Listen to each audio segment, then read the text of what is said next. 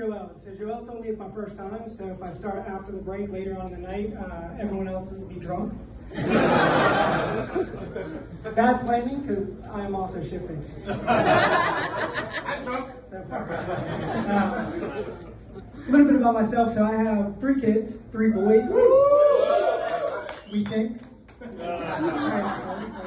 It is weird, right? Strange times, because when I had my first kid, we had a gender reveal, blue puff of smoke, gave him a baseball hat, painted his room blue.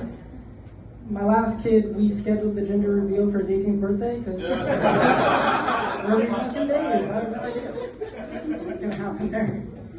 But I know that gender hasn't really taken over the entire conversation, because every time I tell people that I've had 3 boys, inevitably, somebody says, "Are you going to try for a girl?"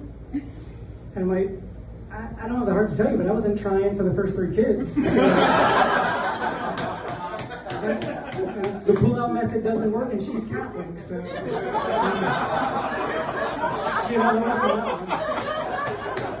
But I will tell you, 100%.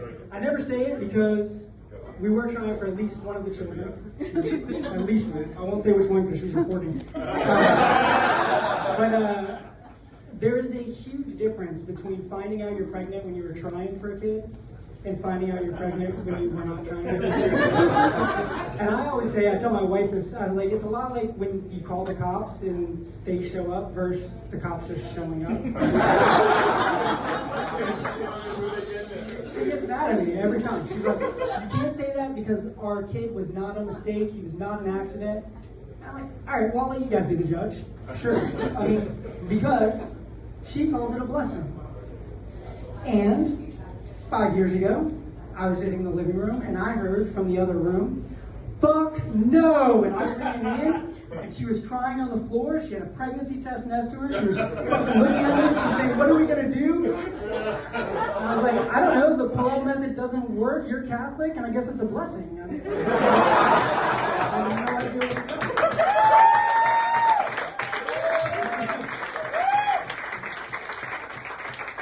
But the thing I have learned about raising children, I love doing it. The thing I've learned is getting drunk is a lot like childhood in reverse.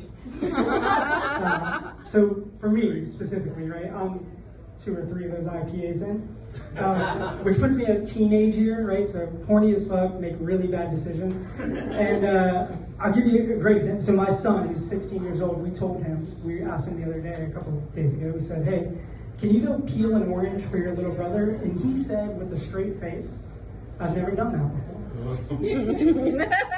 And have you ever heard something so stupid that you're kind of like, it takes a minute for you to absorb? Like, and for me, I had to live with the fact that I'm 50% responsible for that. I own that. That's me. And then the next stage, which I plan on hitting pretty soon here, which is like the toddler stage. You start wobbling a little bit, falling off this fucking makeshift stage. You lose the ability to, have a filter, which obviously I have. My son is that age right now, so we moved to Barcelona. We met a great Indian couple. They're awesome. They have little kids. Our kids are friends with them. And my son found out that Indians are also Asian. He didn't know that. So, that's American education. And he responded, he said, "Oh, does that mean you stockpile rice?" Fucking true story. And my wife and I both look at each other, we're like, "Oh my God," we're like, "This is a learning opportunity, let's sit him down." We're like, "Hey man, that's a stereotype. You can't use stereotypes. Not everybody follows that. That's not how it works. You really got to be careful." So fast forward 2 weeks later, we're at their house for dinner. There's a knock on the door. All the kids are on the bedroom. We open it, and there's a man standing there with 5 kilograms of rice. And my son looks at me like, "What the fuck am I in trouble for?"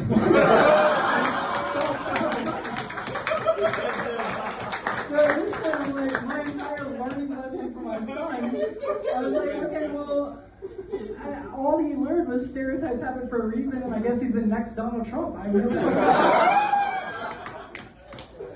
And then last stage of child rearing, which is the last stage of drunkenness, which we will all probably hit tonight, is the infant stage. And at that stage, you can't walk, you piss on yourself, you vomit everywhere. It's about 9 of those IPAs in, which shit hits you.